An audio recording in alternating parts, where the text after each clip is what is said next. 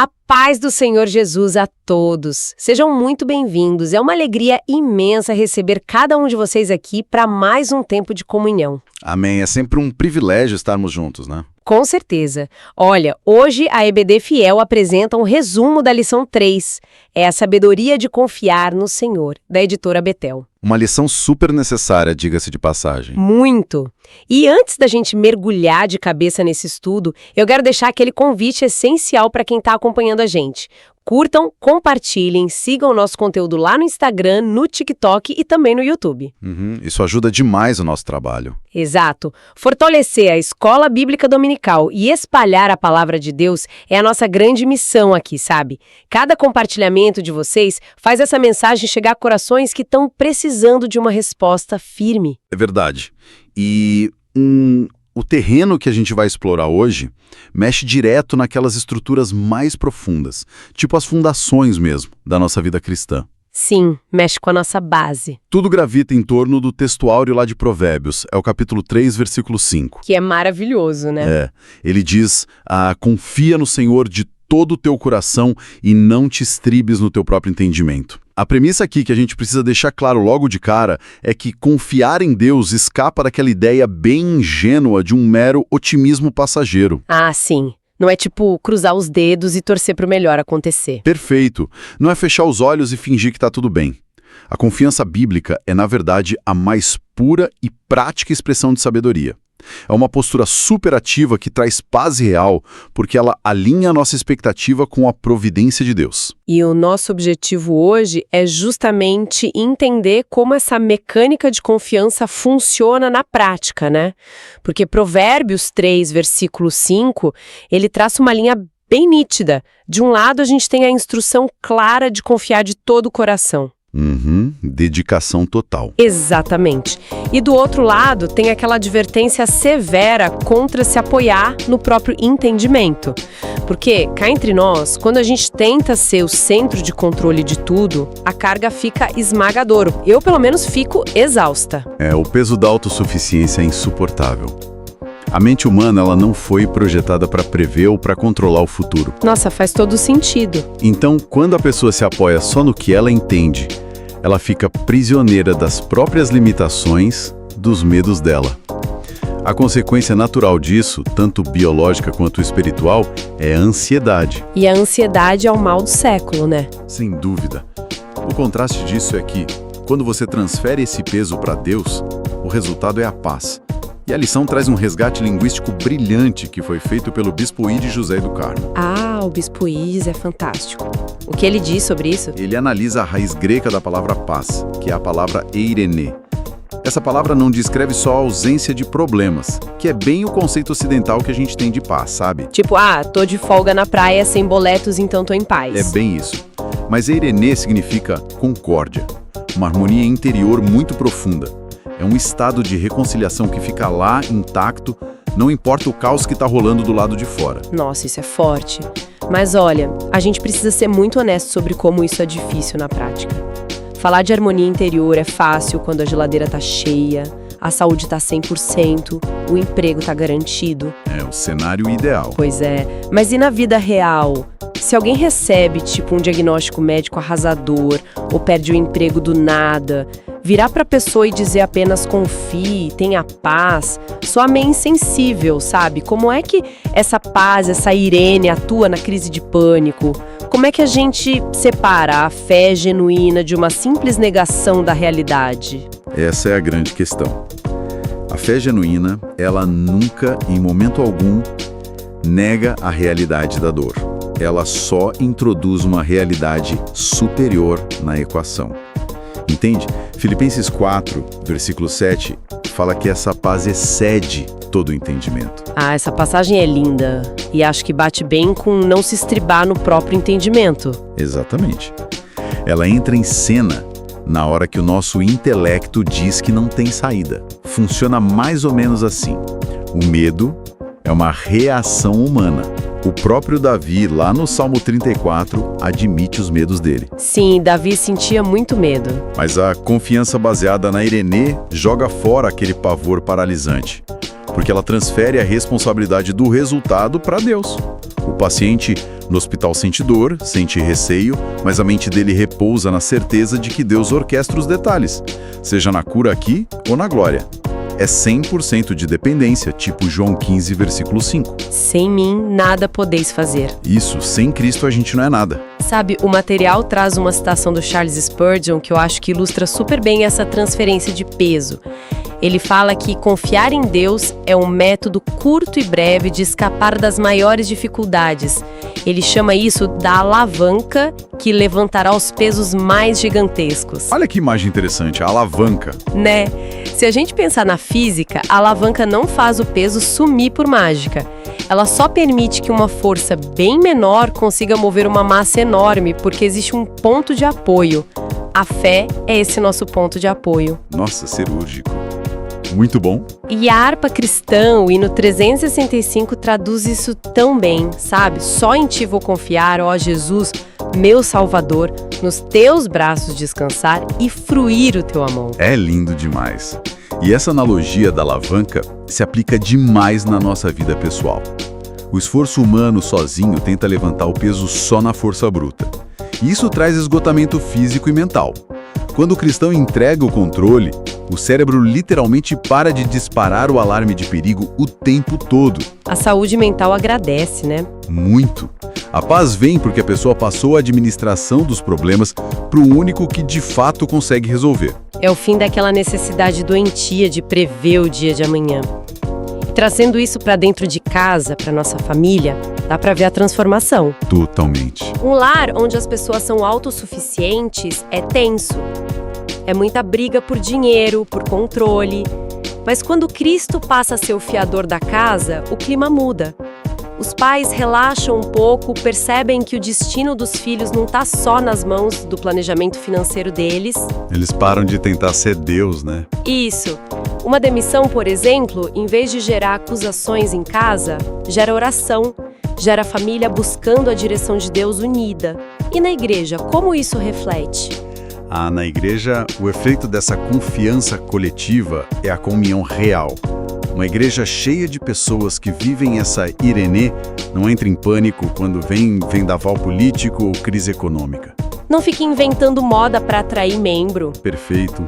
Não adota métodos mundanos para manter o caixa no azul. Uma igreja que descansa em Deus foca no que importa, que é pregar o evangelho, orar e discipular. Os irmãos se amparam porque sabem que a fundação da igreja não flutua com o mercado. Ela está em Cristo. Mas isso obriga a gente a encarar uma questão lógica, né? Para eu abrir mão do volante, eu tenho que ter muita certeza de quem está sentando no banco do motorista. Exato. Não dá para entregar a chave para qualquer um. Pois é. Então, essa paz toda só se sustenta quando a gente entende de verdade o que é a providência divina. Porque tem gente que usa a palavra providência como se fosse tipo um sinônimo de sorte, sabe? Por providência eu achei uma vaga no shopping. Mas o buraco é mais embaixo, né? É bem mais embaixo. Teologicamente falando, providência divina é a operação contínua e, na maioria das vezes, invisível de Deus, preservando e governando todas as suas criaturas. Confiar na providência é ter aquela convicção dura como pedra de que a nossa vida não é fruto do acaso ou da sorte. Não tem sorte envolvida para quem confia no Senhor. Nenhuma. O bispo Abner Ferreira ele resume isso de forma magistral na lição. Ele diz que a fé fortalece o crente a ponto de ele enxergar o invisível e aguentar as adversidades focado na promessa e não no tamanho do problema. Deus não está lá na arquibancada assistindo a nossa história. Ele está jogando no campo com a gente. Sabe, a lição até propõe que a vida é uma corrida de obstáculos. E eu gosto dessa ideia, mas queria um pouquinho além. Manda bala. As pessoas muitas vezes acham que fé na providência é Deus mandar um trator na pista para nivelar tudo e tirar os obstáculos num passe de mágica. É, o famoso evangelho da facilidade. Exato. Lá em Provérbios 30, versículo 5, diz que ele é o escudo para os que nele confiam. Mas o escudo não significa que a batalha não vai doer ou não vai cansar. Ele é o fôlego para superar. Mas o que me preocupa, e eu queria te ouvir sobre isso, é que a gente vive nessa era de muito relativismo. Demais. Tudo é relativo hoje. Sim, a sociedade diz que o seu porto seguro tem que ser o seu próprio coração, o que você sente na hora. Se cada um tem a sua própria verdade, Qual seria o argumento racional para a gente dizer que a obediência à palavra é a nossa única base segura? Olha, o argumento racional mais forte é que sentimentos são péssimos navegadores. Efésios 4, versículo 14, traz um diagnóstico certinho da nossa cultura hoje. Advertência para não sermos meninos inconstantes, levados em roda por todo o vento de doutrina. Levados pelo vento, isso é muito atual. Muito. O relativismo moral é isso, é um mar de emoções, de dancinhas de rede social, de ideias que mudam toda semana. Se você usar a cultura como âncora, você está amarrando o barco numa nuvem. Não segura nada. Nada. A obediência à palavra de Deus é o nosso porto seguro, porque o caráter de Deus não muda. Aquilo que destruía a alma há 3.000 anos, destrói até hoje. O que trazia vida, continua trazendo. A palavra não fica refém de pesquisa de opinião do Twitter, sabe? Nossa, me veio uma analogia com a aviação agora. Como assim? Voar por vista no meio desse mundo relativista é igual a um piloto tentar se guiar pelas nuvens durante a tempestade. Rapidinho ele perde a noção de onde é o céu e de onde é o chão, né? Ah, aquela tal da desorientação espacial. Isso. Agora, obedecer à palavra é fazer um voo por instrumentos. O piloto confia nos mostradores do painel porque eles estão conectados aos satélites, a algo fixo, que a neblina não afeta. Na nossa vida pessoal, quando vem um baita obstáculo no trabalho ou numa decisão ética difícil, a providência orienta a gente por esses instrumentos que são as promessas de Provérbios. Reconheça-o em todos os teus caminhos e ele endireitará as tuas veredas. Excelente analogia. E essa obediência muda tudo nas famílias também, principalmente em tempos de provação severa. Imagina uma crise econômica pesada. Acaba com a paz da casa. Sim, a família que botou o alicerce no saldo do banco ou na estabilidade do emprego desmorona. Já a família cristã confia o futuro à misericórdia de Deus. Eles vivem na prática o Salmo 91. Ele é o meu Deus, o meu refúgio e nele confiarei. Que fique claro, isso não é ficar de braços cruzados no sofá esperando o dinheiro cair do céu. Claro que não. É trabalhar duro, fazer o certo, mas dormir tranquilo sabendo que o seu provedor final não é o governo nem o seu chefe. É o Senhor do universo. Exatamente. E, coletivamente, a igreja que entende essa providência, ela se recusa a vender ilusões, né? Em vez de pregar que Deus é o gênio da lâmpada, a igreja prepara o povo para ter caráter nas tribulações. Ela vira o farol no meio dessa neblina relativista toda. E essa estabilidade contínua na vida da gente, na família e na igreja, ela só existe porque a providência atua debaixo de uma estrutura de proteção. Ninguém consegue correr a maratona da vida olhando para trás com medo de ser atacado o tempo todo. A gente precisa de segurança. Tem que ter as costas protegidas. Isso leva a gente direto para a dinâmica final do estudo de hoje, que é como essa proteção de Deus é estabelecida. A base está lá em Provérbios 18, versículo 10. Torre forte é o nome do Senhor. Para ela correrá o justo e estará em alto retiro. Essa figura da torre forte, ela remete logo a uma proteção militar, um lugar seguro de verdade. Sim, impenetrável. Só que tem um detalhe que às vezes incomoda o cristão de hoje. Essa proteção não funciona igual um pé de coelho ou um amuleto. Não adianta largar a Bíblia aberta no Salmo 91, juntando poeira na estante e viver de qualquer jeito. A proteção está ligada, assim, intrinsecamente ao nosso estilo de vida, à obediência. É fundamental entender isso. A Bíblia sempre condiciona essa vivência de proteção à nossa sabedoria, ao discernimento de obedecer às leis de Deus. Lá em Provérbios 6, versículo 23, fala que o mandamento é uma lâmpada e a lei uma luz. Ou seja, ilumina onde a gente vai pisar. Exato. Se você decide andar no escuro por teimosia e acaba tropeçando e se machucando, não dá para culpar a proteção de Deus. Foi fruto natural da desobediência. Jesus falou disso no Sermão do Monte, lá em Mateus 7. Sobre construir na rocha ou na areia. Isso.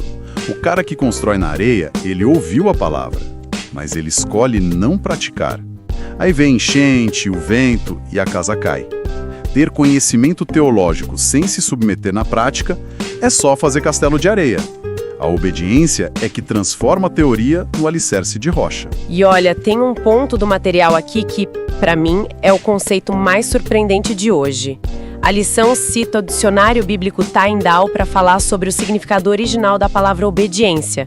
Nas raízes gregas ali, obedecer não é só aceitar uma ordem, é o resultado prático de uma persuasão. Isso muda tudo. Demais. O mundo vive pintando as leis de Deus como restrições cruéis e Deus como um ditador, sabe? Mas se a obediência vem da persuasão, isso significa que Deus trabalha para convencer a gente do amor dele antes de exigir a nossa submissão. Mas é aí que está o coração do Evangelho. O Senhor não quer robôs obedecendo por medo de ir para o inferno. Porque o medo não sustenta nada a longo prazo, só cria ressentimento. Perfeito. A persuasão divina rola quando o Espírito Santo abre os nossos olhos para a gente enxergar a bondade, a justiça de Deus. Quando você lê a Bíblia e pede aquela sabedoria de Tiago 1, versículo 5, você começa a ser persuadido pelo histórico de fidelidade dele. A ficha cai de que os conselhos dele não são grades de uma prisão, mas são tipo corrimãos na beira de um precipício. Sensacional essa imagem. Quando a cruz convence a gente de que Ele quer o nosso bem supremo, a gente passa a obedecer por inteligência e por pura gratidão. Fica leve. Nossa, e como isso ressignifica a rotina pessoal da gente, né? Pedir sabedoria antes de uma decisão não é mais uma obrigação chata, é procurar o caminho mais seguro. A pessoa para de pensar só o que vai dar vantagem no momento e começa a pensar, calma aí, o que a palavra diz que é seguro aqui. É o filtro, né? E como isso poupa a pessoa de entrar em relacionamentos tóxicos, negócios enrolados ou hábitos ruins? A lei é preventiva, é uma vacina. Verdade. E dentro de casa, essa obediência por persuasão cria raízes muito fortes. Os pais não impõem regras para os filhos gritando só porque eu tô mandando. Eles vivem uma vida tão íntegra, tão alegre em Deus, que o próprio exemplo persuade os filhos. A família toda acaba entrando nessa torre forte porque percebe que, fora da vontade de Deus, só tem lama e pântano. A revelação bíblica vira a base deles, e não o status da família perante os outros. E pensando na igreja, que é o nosso ambiente coletivo, é um motor que faz o corpo de Cristo andar, a igreja floresce quando os irmãos são convencidos coletivamente de buscar a glória de Deus. O Salmo 1 fala muito sobre a bênção de meditar na lei de dia e de noite. É a árvore junto ao ribeiro. Isso. E o contraste disso, que é até sombrio, tá lá em Provérbios 28, versículo 9, que dá um alerta bem direto. Diz que se alguém desvia os ouvidos de ouvir a lei, até a oração dessa pessoa é abominável. É pesado, viu? Muito pesado. E serve pra gente refletir. Às vezes a falta de respostas ou de proteção dentro da igreja não é porque o povo não ora o suficiente, mas porque tá faltando se submeter à luz que já foi revelada, sabe? Falta prática? Falta. Uma igreja que obedece tem linha direta com o trono da graça. As orações ali movem o céu porque estão alinhadas com o coração do rei. Resumindo o nosso papo de hoje, então, a gente vê que sabedoria não é ser uma enciclopédia teológica, e sim conseguir entregar o governo da própria vida para o Criador. Bem isso. A gente viu que largar essa autossuficiência toda é o que traz a Irenê, a paz verdadeira. E essa paz faz sentido porque estamos sob a providência de um Deus que exige que a gente ande por fé, ancorado na palavra para não afundar no relativismo do mundo, e por fim, que essa proteção contínua da torre forte vem por meio de uma obediência diária que nasce da persuasão e do amor, não do medo. Fica muito claro que tentar manter o controle de tudo é a nossa maior ilusão. Então, a aplicação direta para quem está escutando a gente é esse convite para se render totalmente. Abrir mão dessa arrogância de independência e deixar o Senhor assumir o leme de verdade. É entregar a direção sem olhar para trás. E para a gente não ficar só na teoria, eu queria deixar um desafio, uma provocação mental para quem nos acompanha durante essa semana. Opa, adoro desafios, conta aí. Já que a obediência genuína nasce da persuasão e do amor, que área específica da sua vida, seja no seu bolso, na educação dos seus filhos, no seu trabalho, que você ainda teima em tentar controlar sozinho? Onde é que você ainda não deixou o Espírito Santo te convencer totalmente de que ele sabe cuidar melhor que você? Excelente diagnóstico para nossa alma essa semana, viu? Vamos encerrar então deixando para todo mundo aquela palavra de ânimo para a semana que se inicia. Olha, nossa jornada cristã tem sim muitos obstáculos, ventos contrários, marés bem agitadas, mas nós temos o fôlego da fé e a garantia absoluta de que o Senhor, a nossa torre forte, caminha bem do nosso lado, cuidando de cada detalhe para o nosso bem. Amém. É uma certeza que traz paz para o coração. Muito obrigada a todos que acompanharam esse nosso estudo de hoje. Fiquem com Deus. EBD Fiel. Fiel à palavra. EBD Fiel. Fiel à palavra.